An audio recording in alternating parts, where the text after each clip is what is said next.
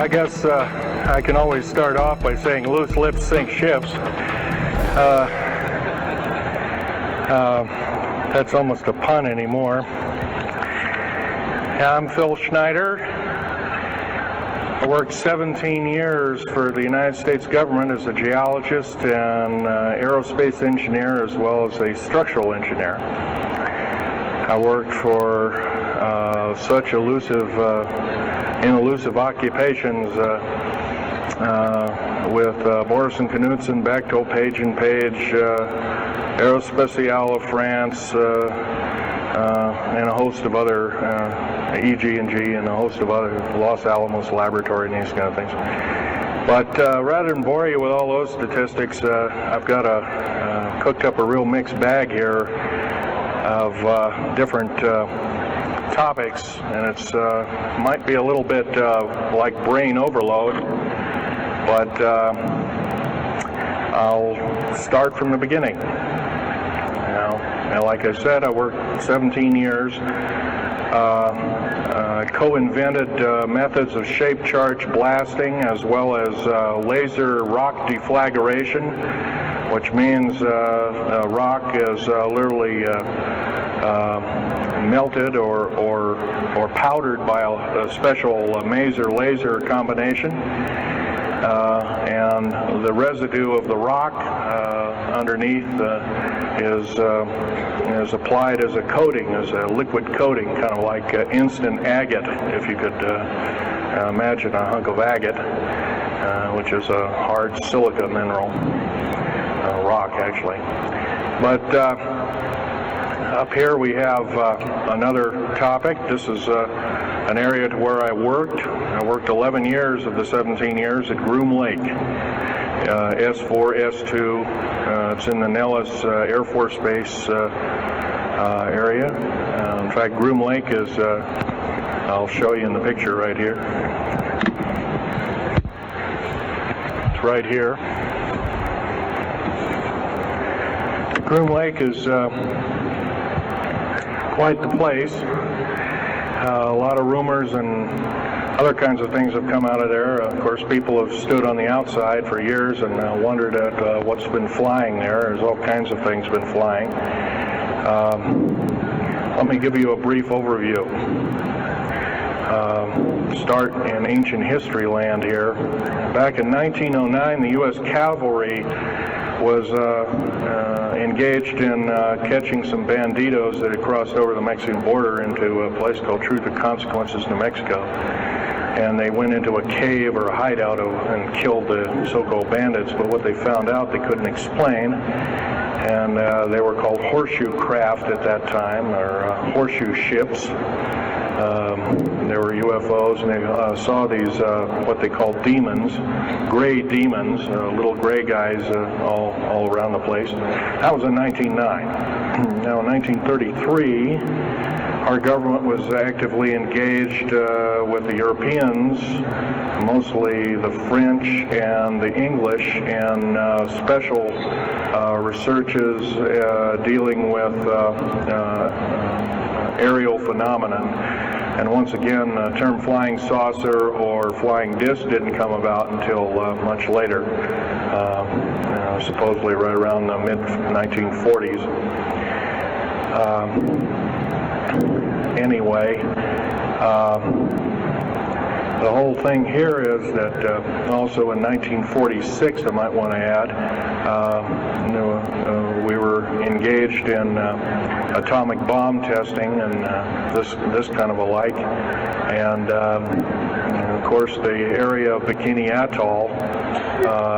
Some of the pictures are over here on the white board, showing with the actual language of both the U.S. Army and U.S. Navy archives.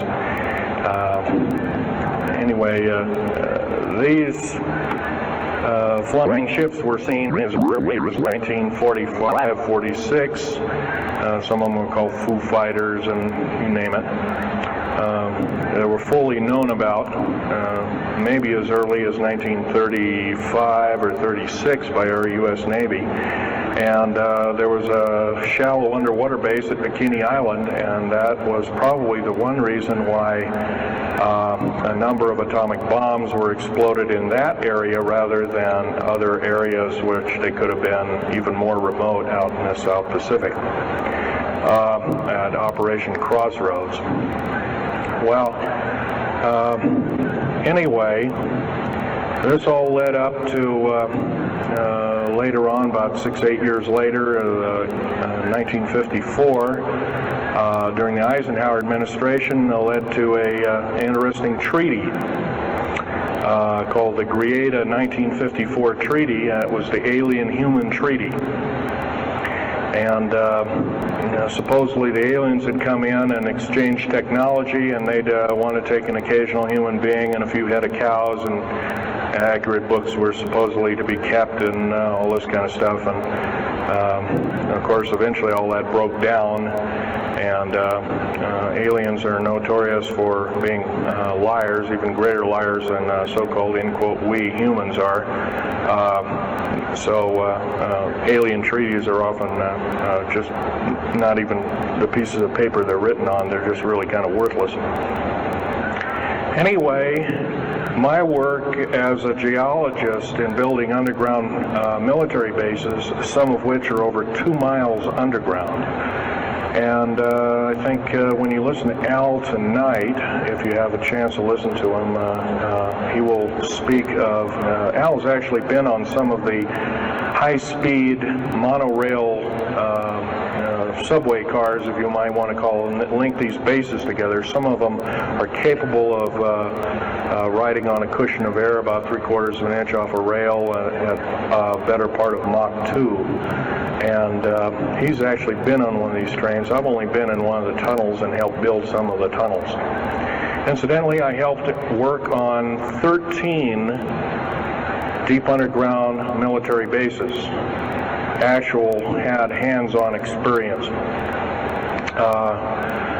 Notorious was the one in and around the Dulce, the southeastern and southwestern sides of Dulce, New Mexico, in the Los Alamos laboratory regions, where we built some hermetically sealed rooms that were very deep, going down over a mile. We also built additions onto Groom Lake and S2 and S4 complexes. There are a total of 9 underground. They're called DUMBs. Like, you can learn a lot from this dummy, but DUMB stands for Deep Underground Military Base. And or a deep underground, DUM-2, for instance, is a submarine base, and I have built a few of those too, which are off our continental shelves and then certain islands and out in the Atlantic and the Pacific in strategic locations. All this, I can hardly, in an hour's time, I can hardly squeeze all this in, so I'll be kind of rambling here if you just bear with me.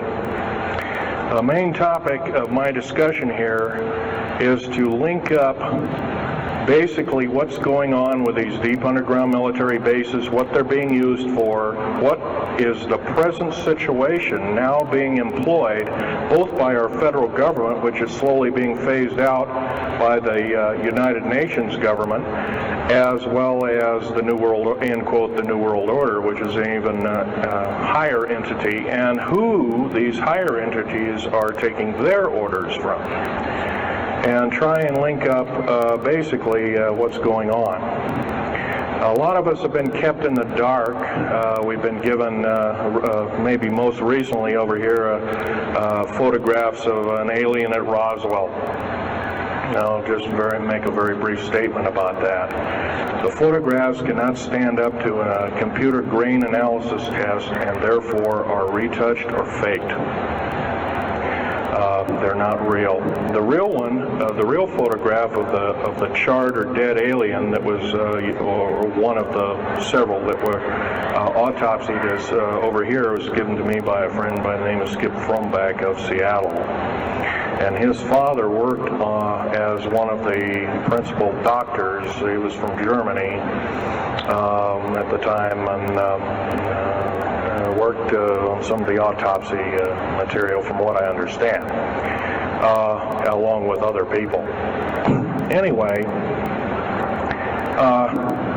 you just can't believe everything, and that goes for me. You got to get out there and do your homework. Like I always say, you might don't put your spectacles on, you put your skepticals on when you listen to me. So if we can have a show of hands here, how many people have heard about Roswell, New Mexico?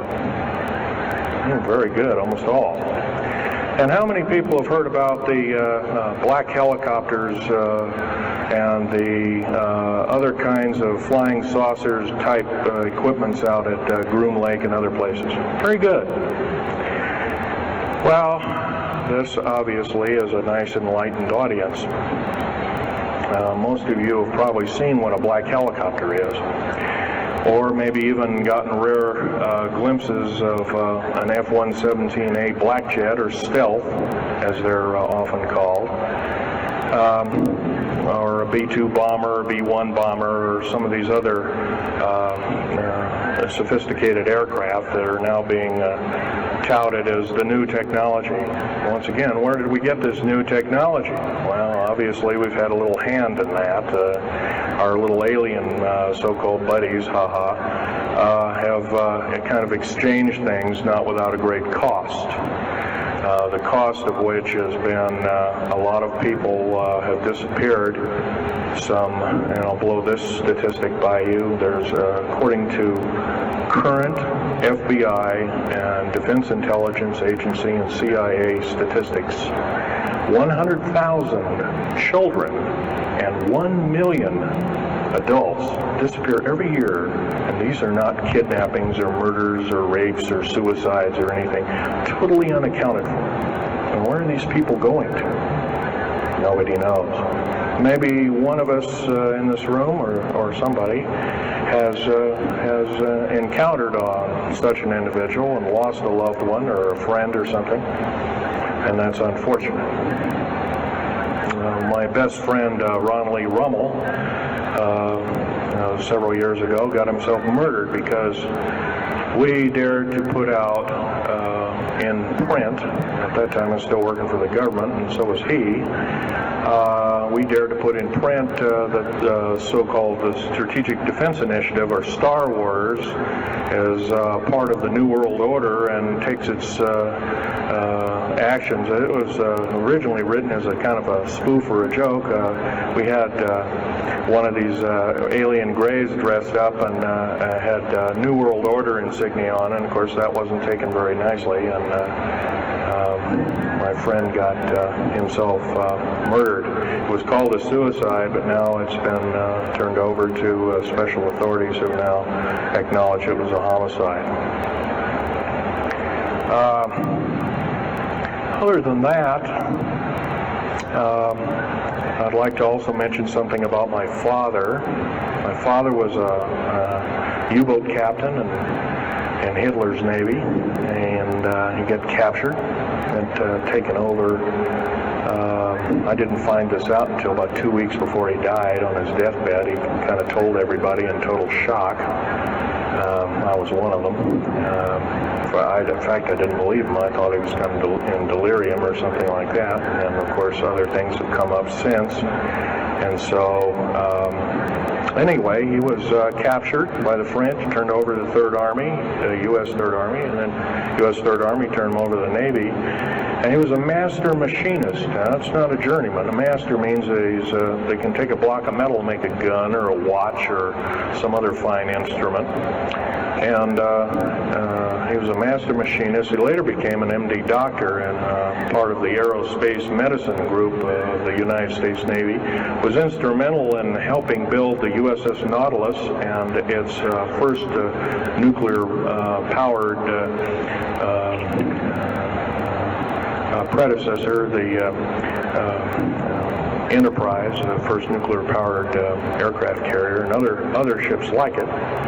He pioneered all the ways in building very small and miniature nuclear engines and He even helped build, later on in his life, he helped develop the infamous grid bed nuclear motor, which is now employed in some things that look like flying saucers that people claim are flying saucers. Yes, we, in quote, the United States Air Force and other armed forces, are training other European forces to fly unidentified, or now identified, or, in quote, flying saucers.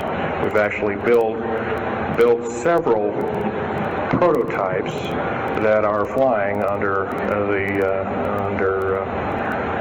names of black craft. My position as a geologist and engineer got me to see a lot of things in the world. I've been in over 70 countries. I also worked for NATO. I carried a level 3 security clearance with a rhyolite factor. Rhyolite is a hardened factor, only given out to a handful of civilians and maybe a couple of hundred military men worldwide. I thought I was doing the nation, United States, as well as the world a favor by, I thought I was kind of keeping my end up. Well, it didn't work out that way. And I was to later find out that these underground bases are now being employed as strategic bases for, in case there is martial law in this country. Right now, our military professors that used to be in war colleges and the like are training people like ex-Russian KGB and Spetsnaz people right here on American soil. I've seen it with my own 2 eyes, along with other people, other geologists. By the way, I'm still a geologist, still do geological survey work. However, I don't work for the government anymore. I took my security clearance and all my government stuff and cut it up and sent it back to the, pardon my French, SOBs.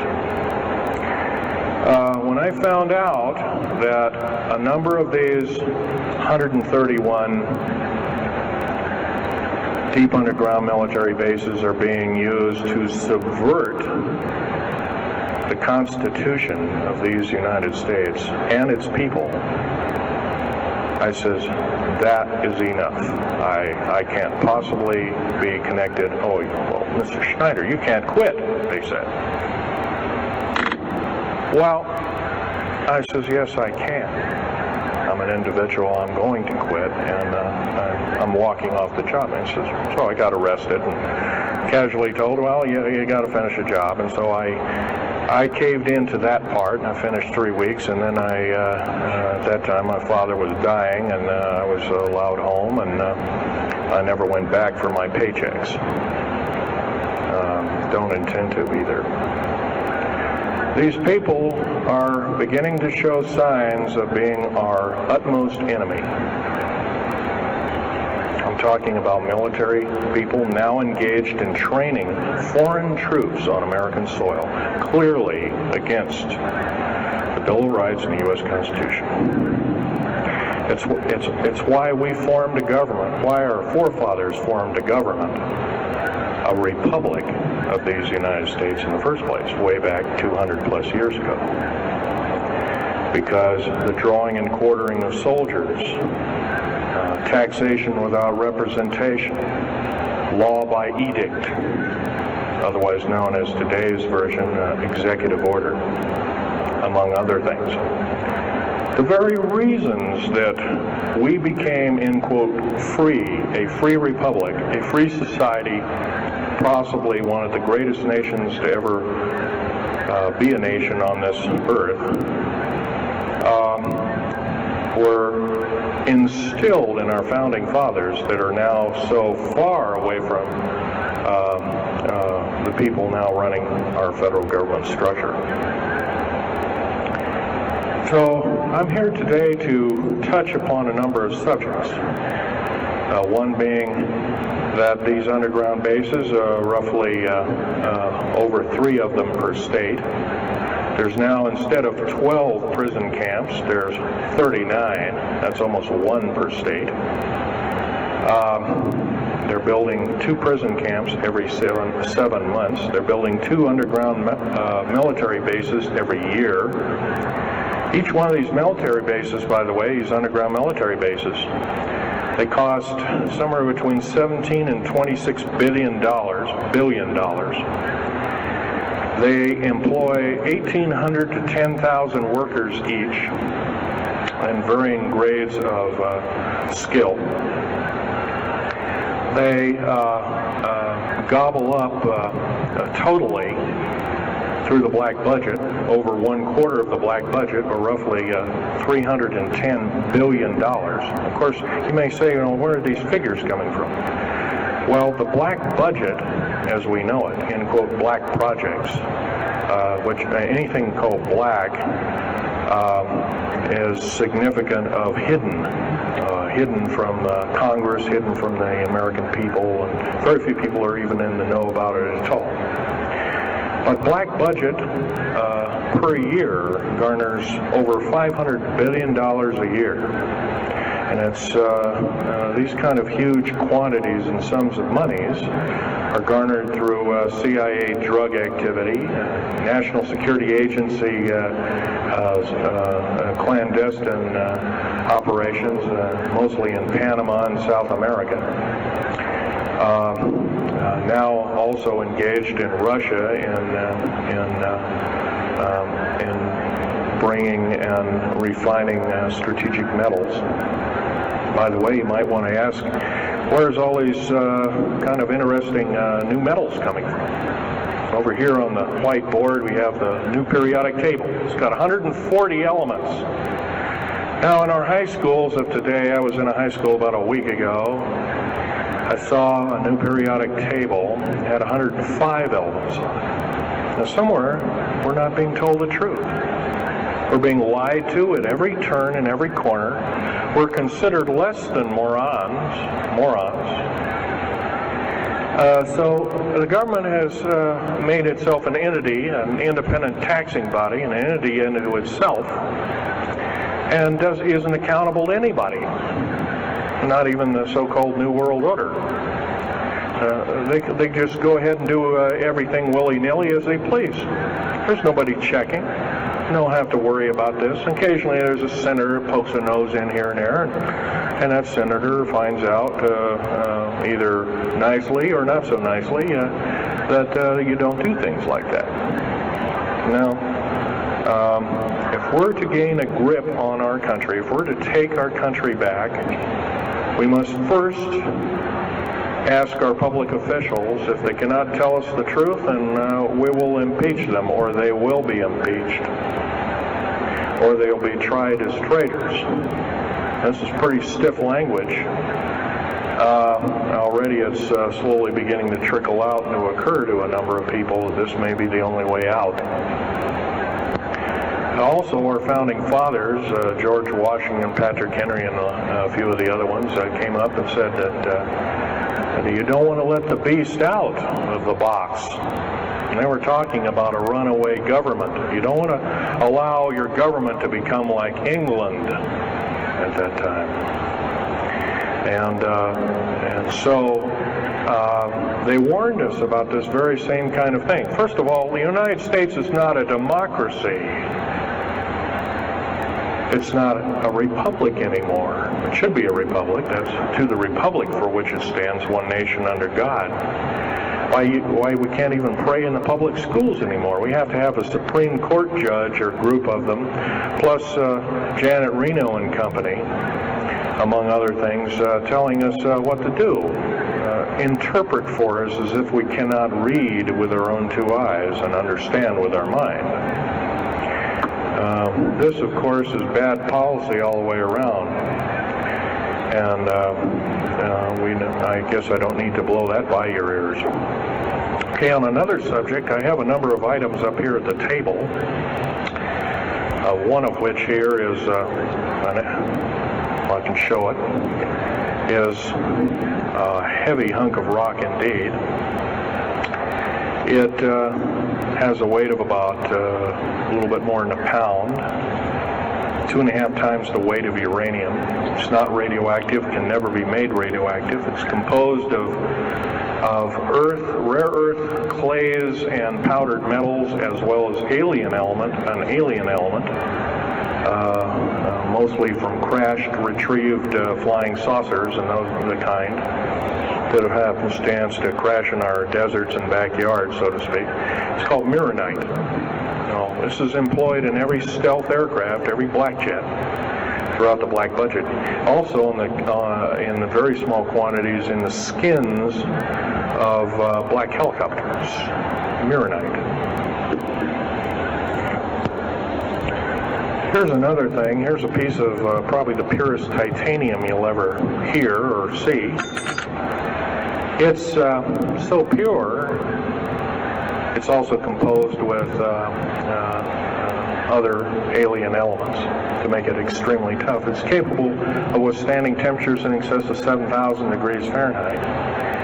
Our new Phoenix-class submarines, of which we're building 2 a month right now.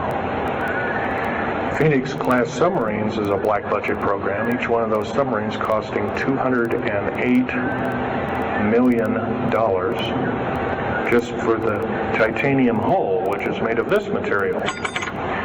Approximately 10,000 pounds of it. Now, we've got, supposedly, as of the data right now, we've got 106 of these submarines.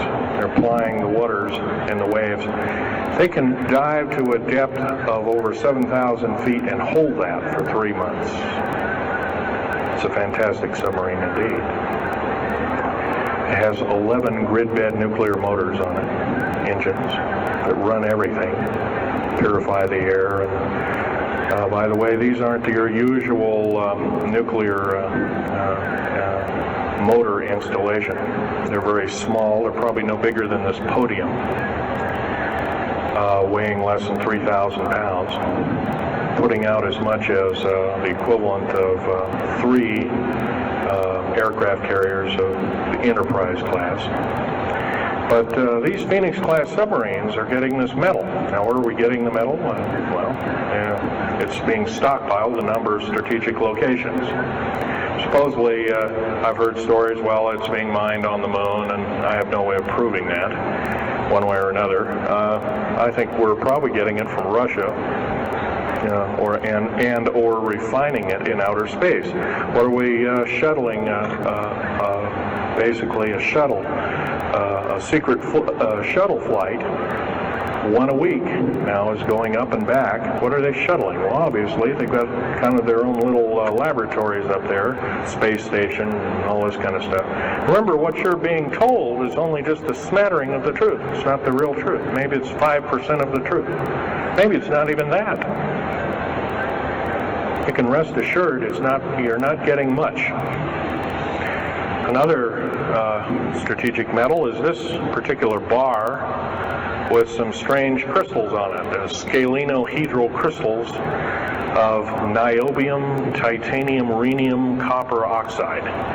This complex group of elements, not found on the Earth in specific quantities. This was developed at Los Alamos through EG&G and other outfits, are employed in all black jet aircraft, all of them, including the, in quotes, sport model, the little flying saucer we occasionally see over at Groom Lake. And by the way now, if we happen to be with a video camera, taking pictures of the so-called area around Groom Lake, it's now, you can get your equipment confiscated, your car, your house.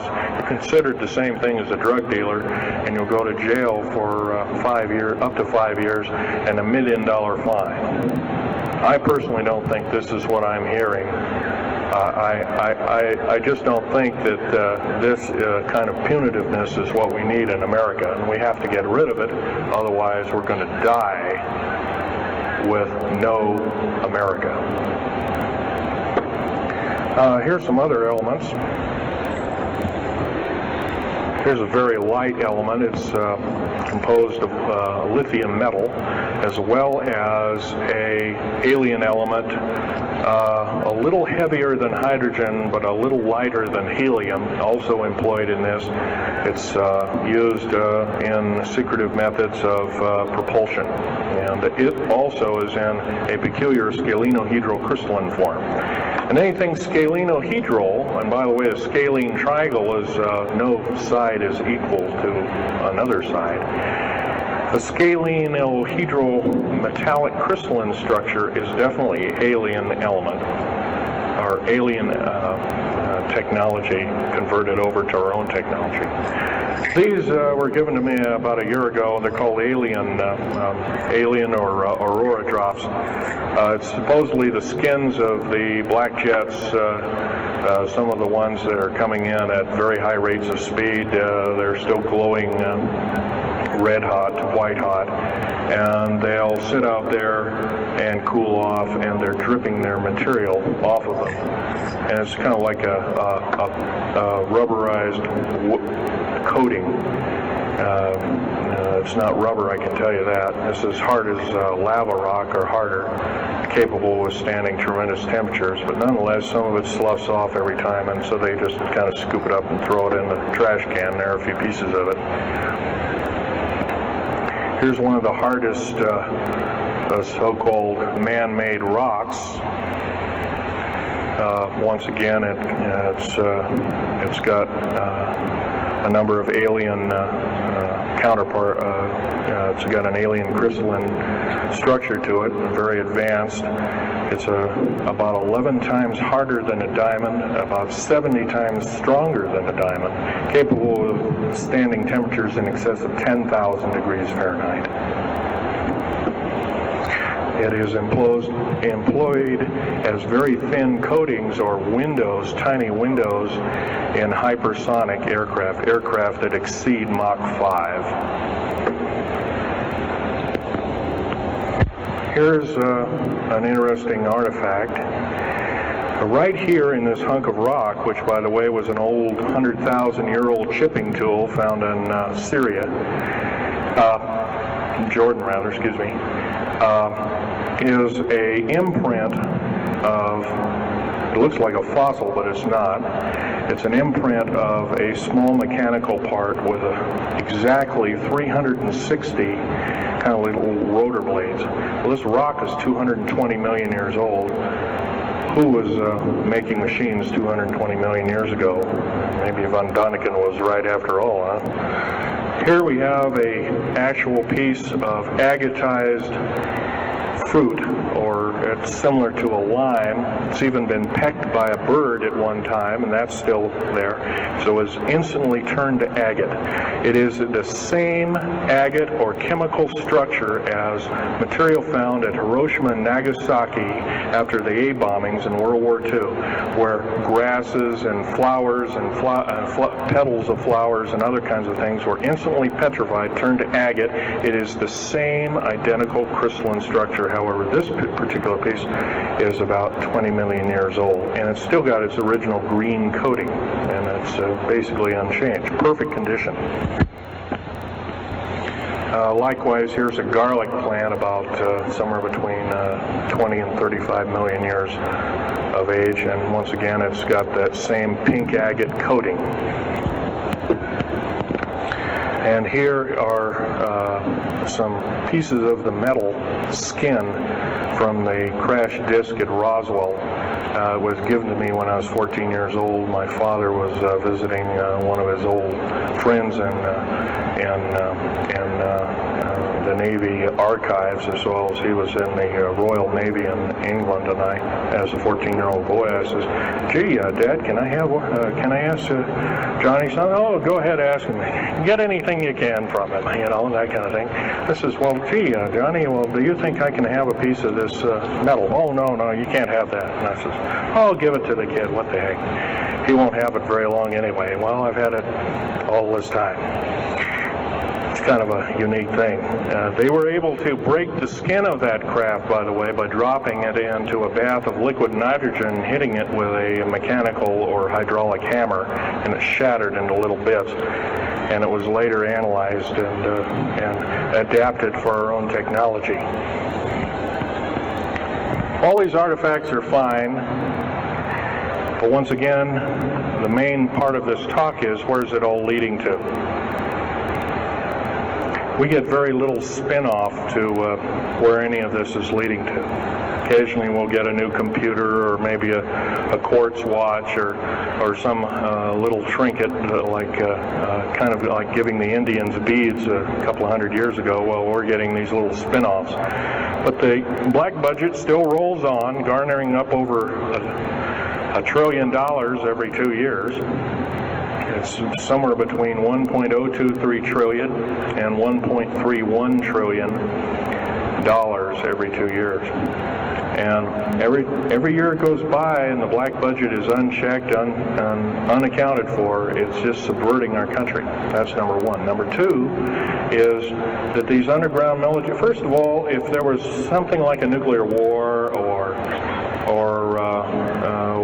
there was a definite enemy out there where we were going to be under attack, like from China or someplace like that, I could see maybe a couple of dozen underground bases for a government, and so it could theoretically rise up like the phoenix out of the ashes. Well, not 131 of these. And if you were going to so-called round people up and put them in prison camps, what a better prison camp than underground, where nobody knows where it is anyway. So once again, these underground bases are most likely been planned as underground prison camps and slave labor factories for the New World Order. New World Order, by the way, is getting, and I'm probably the only person ever talking about this, the New World Order is taking, and the United Nations is taking its orders from, believe it or not, these more powerful outer space alien entities. We might call them the large grays or the small grays. Sinister forces indeed. And you might want to say, well, gee, how come we don't see more of this kind of thing? Well, you can just imagine. If you're only being told 5% or less of the truth, that isn't very much to go on. That's one thing. Another thing is you don't find very many people coming up here and letting you have hands-on experience. I'm going to try and do this to you. However, I do ask you to go out and do your homework and keep doing it. Don't necessarily believe in what I'm saying, but get out there and talk to people. Whether it's just a couple of neighbors or friends or something, get out there and talk. Because one will tell two and two will tell four, and then pretty soon you have a whole room full of people that are in the know. And then from there, wonders can work. Other than that, as far as changing the black budget and these clandestine programs, public opinion is only going to do that, and it's going to take millions of us. But we have to be informed. And to do that, we have to be doing what we're doing now, gathering and talking. And, of course, most of us are adults and can weed out fact from fiction. Most of us are responsible adults and know the difference between fact and fiction and how to use it or how to abuse it. So we, therefore, have to continue to keep studying and keep talking. If there's just me out there, and believe it or not, there aren't very many people like myself out there talking. I've given over 30 talks in the United States, Canada, Japan, went over to England, went to Japan kind of illegal, came back the same weekend. They flew me in and out, but gave a talk to a number of their execs, and they were very interested indeed. Now, if this was all a bunch of poppycock and hooey and poo-poo, I wouldn't be listened to, be given an audience by these people, but evidently I have. But 13 attempts on my life since the first of this year. There's a number of you ladies present, so I won't gore you out, but Al has seen some of the wounds, and there's a few other people that have been to a few of my other lectures, and they can attest that I have been shot. I've been run off the road, I've been pushed off the road, I've been mostly shot at, and that kind of thing like that. But been in hand-to-hand combat with some of these people, and once again, I'm not in the best of shape anymore, but I still know how to handle myself. And I'm just about ready to wrap things up here, but just basically wanted to give you an overview of what's happening. And if we have any questions, we can start asking a few questions. Okay, here's a gentleman way over here. Would you please speak up loud?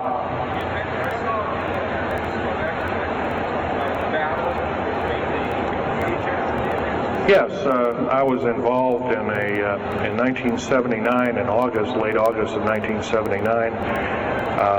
I was involved working through Los Alamos Laboratories at Dulce, New Mexico, and what's now known as the Alien-Human War.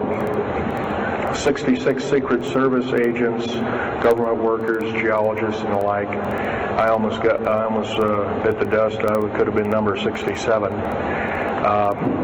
Lost their lives that day because the government lied and knew full well what was underneath. And what we'd done is, out in the desert there, we had drilled in a period of a couple of days, we drilled 4 of these holes that went down several thousand feet, and one of these holes kept bringing up dirty dust and putrefying odors and broken off machine bits and other kinds of things like that. Boring machines as well as lasers came up damaged. And of course, there was a probe that was sent down, and that came up totally missing. And so people were sent down there, and I was one of the people.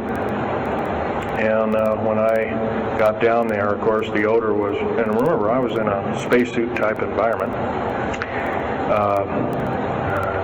All I had was a small tool belt with special sensors, a small rock hammer, and a rucksack for mineral specimens and other kinds of things like that. And I had my little pistol. And being an engineer, didn't have time to carry a big hunk of pistol like most of these Green Berets carry, stuff like that, black berets. I carried a little Walther PPK with a 9-shot clip. As soon as I got down this hole, standing about from me to this gentleman over here in front row, about 10 or so feet away, 7 feet away, something like that, was one of these 7-foot-tall stinking alien guys, and I didn't waste any time. I said, I'm not fiddling with you guys, and boom, away you go. And I was one of the rare few that had been allured that this may or may not occur, and so basically was given ET training, but a lot of these other people weren't. And we were, in fact, it was asked, are there aliens in the area? And of course, the big question was no. And that was a big lie. And of course, 66 people died that day. I have a big hole in my chest. I lost a lung. My lung was literally burnt out of me. My fingers burnt off of me. My toenails burnt off of me. My skin was, I was in radiation isolation therapy for 400 plus days. My bones were vitrified or burnt. I was cooked. I managed to survive. They're telling you something about it today. But other than that, I'm the only talking survivor. There are only 2 other survivors, and they're in nursing homes up in Canada. And Canada refuses to allow the United States officials to talk to them. They're in very bad shape indeed. One of them can't talk, and the other one doesn't want to. So they're regarded as Canadian heroes, and so they're being kept by Canada. Okay, this fellow over here. Speak up loud. Okay, are there any Actually, yes, there's several. In fact, as I was coming to this talk, I was supposed to be here by plane, but there was a subsequent foul-up. Anyway, I drove all the way and did it in one day. But as I was coming over up near Cheyenne, I noticed the military, Air Force, and the Army are building a so-called new, in quote, boot camp, prison camp, right up in Cheyenne, brand new. And I was here 3 months ago. I wasn't there. So it's something brand new. In Colorado, yes, there's about 4 underground bases, one being at Denver International Air Base. I call it Air Base, spaceport, or whatever you want to call it. Denver International Airport. No wonder your luggage gets lost. There are 8 levels underneath the airport, tarmac there, end quote, tarmac or cement mac. And so those bags could be there for a damn long time. Why, just imagine if this was instantly turned to agate 30 or more million years ago, those bags could very well be the same way. So yeah, there's a number of them. And I wish I had a map with me. In fact, in subsequent talks, I'll have a map, which will be put on the overhead. In fact, my next talk, I plan to have just that. I had planned to bring a map here and had all the latitudes and longitudes of all the bases, and I can't do that. That would be a nice jail sentence for me, so I didn't bring it. So, but other than that, I'll have that all researched for you. Yes, this woman.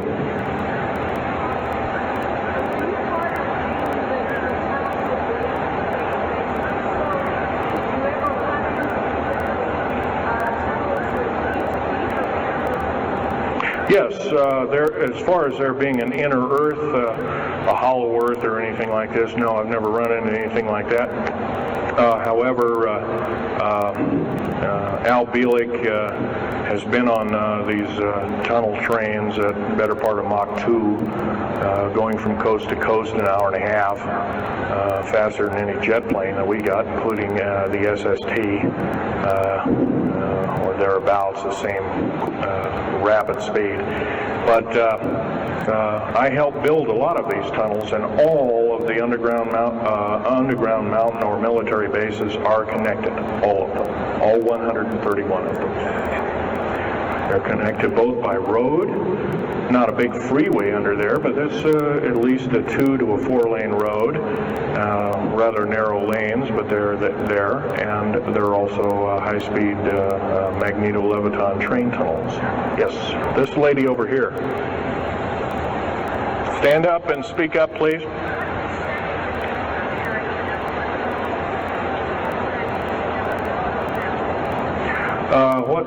What levels of military personnel know about this? Most of the levels of military know about this, especially the higher levels, higher officer levels. The enlisted, I'm sure, don't, or are basically kept in the dark like we are, end quote, we are. So, yeah. This fellow right here with the hat. Adam? Where are most of these bases located? Well, there's 131 of them in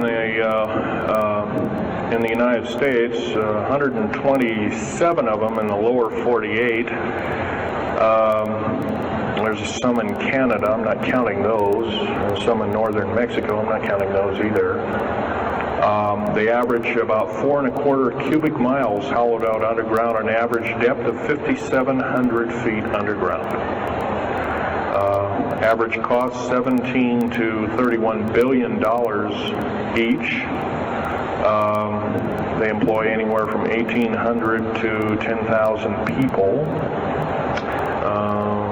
And some very large ones now being built in Sweden, one of which is repudiated to be 30 cubic miles. It will take 5 years to build that one at a cost of about $2 trillion. And that's all being supplied by the United Nations. Yes. Anybody over here? No. This gentleman. Speak up, please.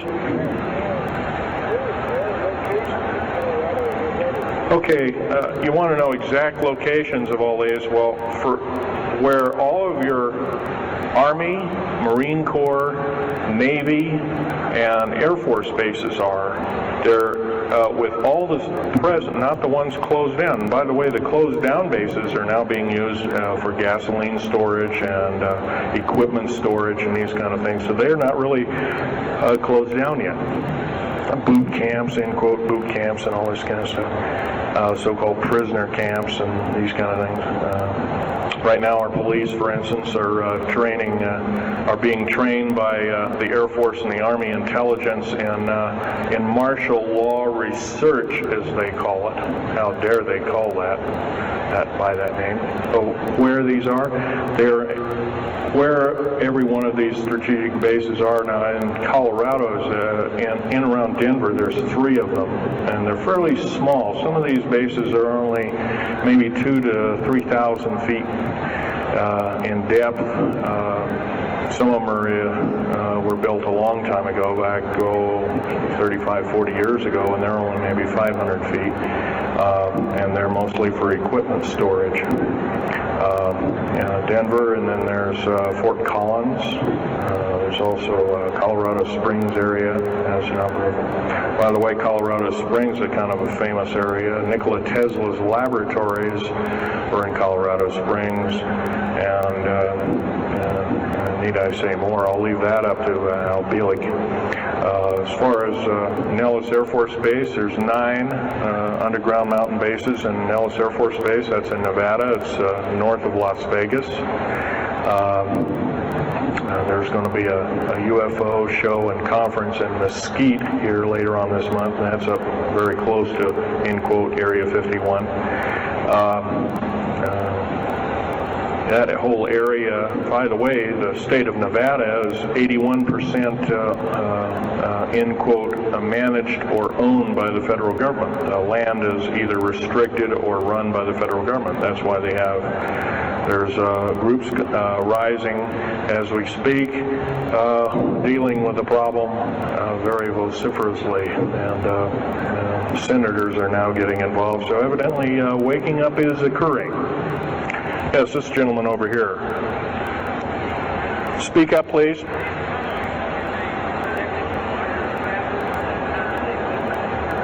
Okay. Yes, they are. The gentleman asked, are these tunnels connected to large caverns? Yes, these large bases are basically like this Coliseum. Everything's underground. Everything's a city underground. Most of these bases both have military bases, and they have all the accoutrements of life. Remember, each one of these costs quite a bundle of dough, and some of it in our tax money, but most of it in clandestine approaches, and that's definitely undermining the country. Yes.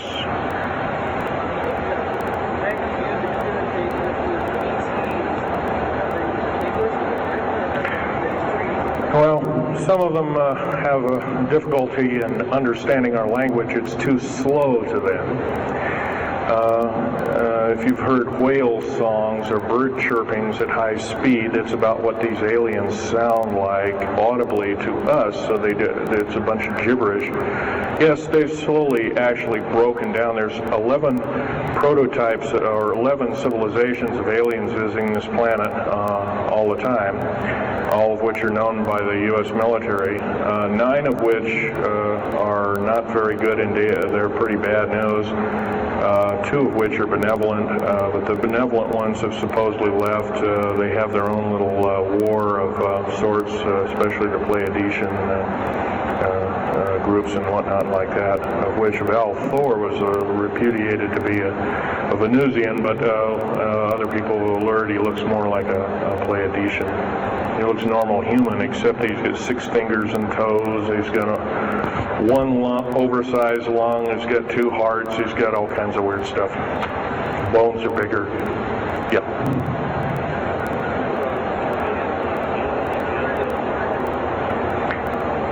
The man asked, do I tie in the alien agenda to the New World Order? Yes, sir, 100%.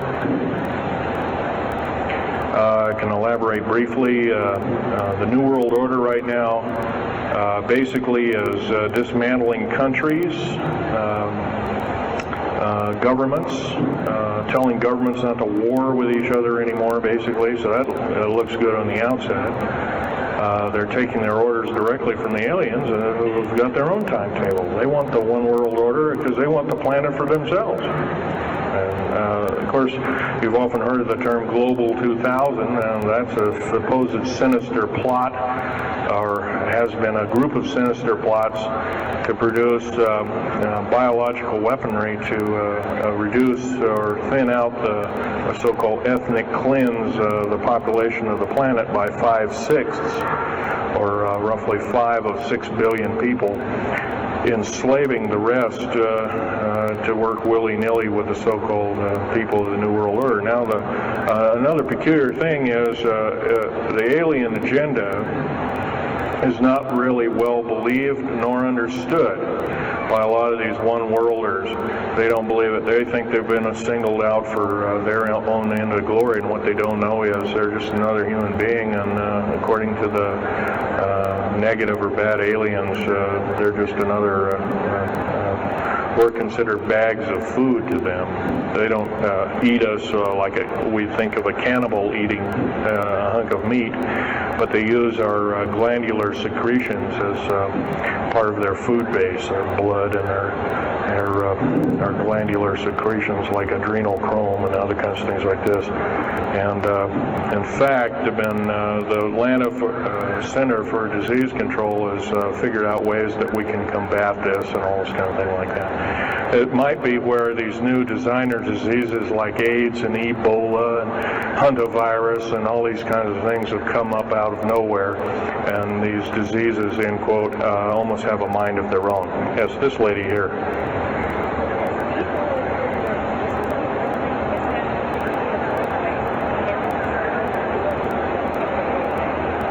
Okay, lady asked, is the tunnel building having an effect with earthquakes? Yes, it could very easily be, although got to remember a lot of these underground bases are constantly being repaired, and so a lot of people have to be hired. As far as the U.S. government, second part of her question was, is the U.S. government modifying our weather? Yes, that's an affirmative. And we have, the U.S. government's been working with the Russians for at least since 1972 and maybe as early as 1966 on weather modification, and it's a well-known fact, and it's well employed. And by the way, they can literally weather modify a hurricane or a tornado out of existence. And the reason they don't do it is pretty obvious. Yeah, right. Or they could actually send a plane inside of a hurricane, for instance, that would blow off an atmospheric bomb or a shockwave bomb in the eye of the thing, and it would completely dissipate. Well, they don't do this, of course, and there's probably other reasons for that. See which way it goes, or what kind of havoc, and how we can study the havoc, and we go from there. This fellow way in the back in the black. How do we learn more about our general topic? Well, there's this particular fellow, his name is Richard Souter, PhD. He wrote a book recently, Underground Bases and Tunnels, What is the Government Trying to Hide? That is one book. Then we have here's a popular science article, Secret Air Base. The government doesn't want you to know that Groom Lake, supposedly Groom Lake doesn't exist. Well, I guess if it doesn't exist, then me talking about it, I guess I can't be arrested or anything. I'm just full of poppycock here.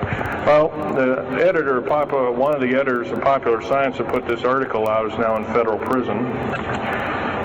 Then there's a book that called Stealth Fighter Pilot. These books are available. I got this one at Dalton's.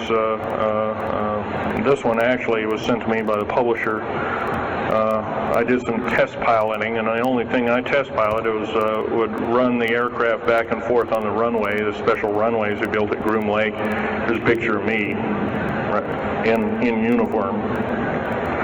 And I can go on. And these publications are out now, and they're available. Yes, this lady over here.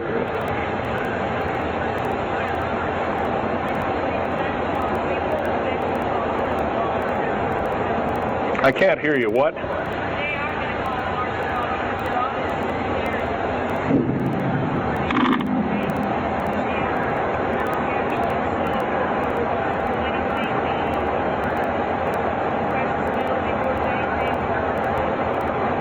Okay. Okay, that's kind of a mixed bag question there. She asks, with martial law being called, will precious metals and all these kinds of things. First of all, hoarding anything will be outlawed. If you hoard food, have a radio, any way of communicating, stash gasoline, these kind of things, you'll just be rounded up and that'll be the end of it.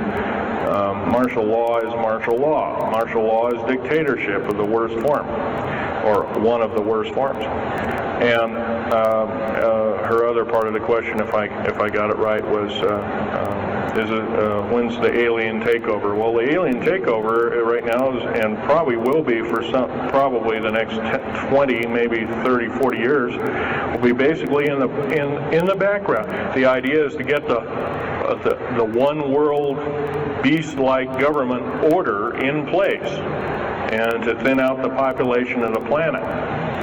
And then, of course, then all heck will break loose from then on. And whether it is, I don't often mix Bible and talk, but some people have alerted, well, this is already mentioned in the Bible, blah, blah, blah, and all this kind of stuff. Well, that may be, but all I can tell you is I've been face-to-face with one of these sinister characters, or a couple of them, saying the least, and most people would, just the shock of them seeing such a thing would cause them to not be in very healthy frame of mind, as physical as well as mental. This man here in the blue coat.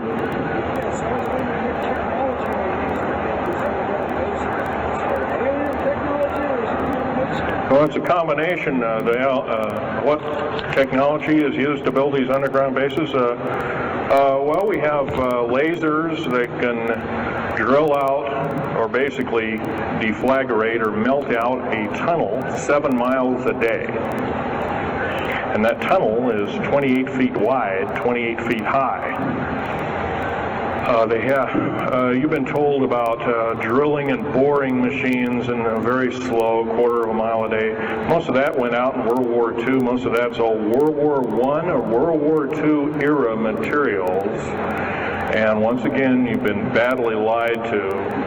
I can hardly believe. First of all, I've worked on public engineering projects, and we do better in grinding up road beds and laying them down at the rate of 4 miles a day, and supposedly that doesn't exist. Well, I worked on one, in the state of Oregon just a few months ago, and we built a tunnel for sewage tunnel and whatnot like that. It wasn't very big. It was about 6 feet across, and I drilled right through solid rock, right to base of under one of the hills in Portland for their new light rail.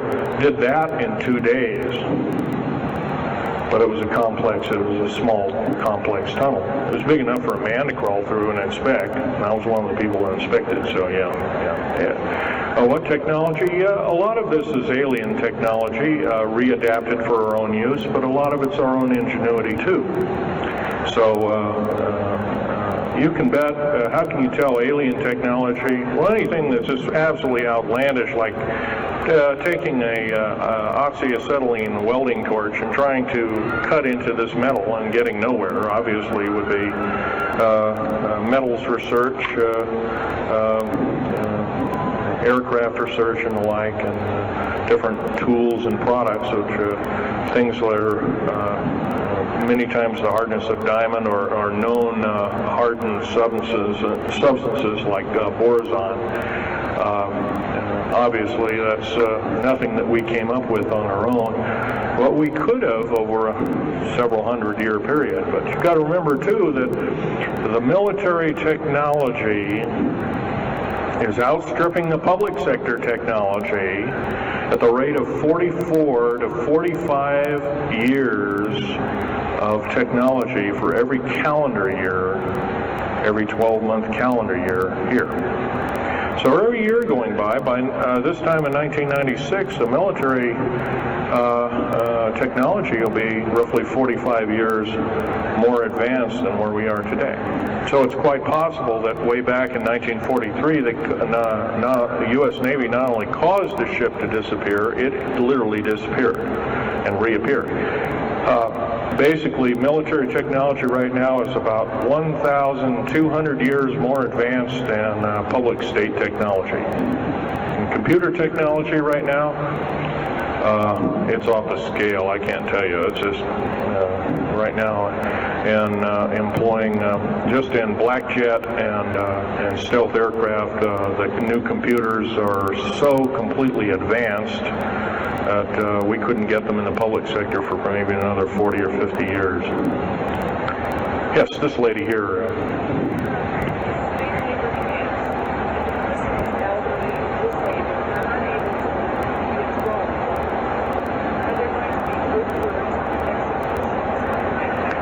Well, the lady asked with the slave labor camps, the old, the infirm, the handicapped, are they going to be executed, and will there be executions? You can bet your bottom dollar there actually will be these things. I wish I knew more, but I don't. I've had my own agenda to kind of keep up and talk about. But other than that, yes, I would imagine so. If you look at all the 39 prison camps that are presently built, and they're called boot camps, by the way. And of course, these new trains that they have that have 143 shackle placements per train, they're a scary thing indeed. You know what they're called? They're called United Nations Prisoner Transfer Cars. Oh, that's an appropriate name, I guess. Well, we got to wrap it up here. They're telling me it's time. I'll take one more question. This lady over here.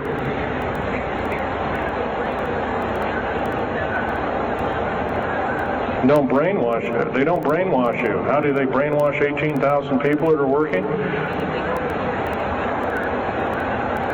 Well, you sign this little piece of paper saying you work, you go to prison for the rest of your days. Or you're not going to be taking home a paycheck of about anywhere from $4,000 to $40,000 per month, depending upon your position. $40,000 a month is a lot of petunias. Okay, I got to wrap it up here, folks. So I'll be over in Al Bielig's booth. I think it's over in booth number 125. I can take other questions there and let you take a look at artifacts. And once again, on these artifacts, in a very few minutes, don't handle them, just look at them. Thank you very much.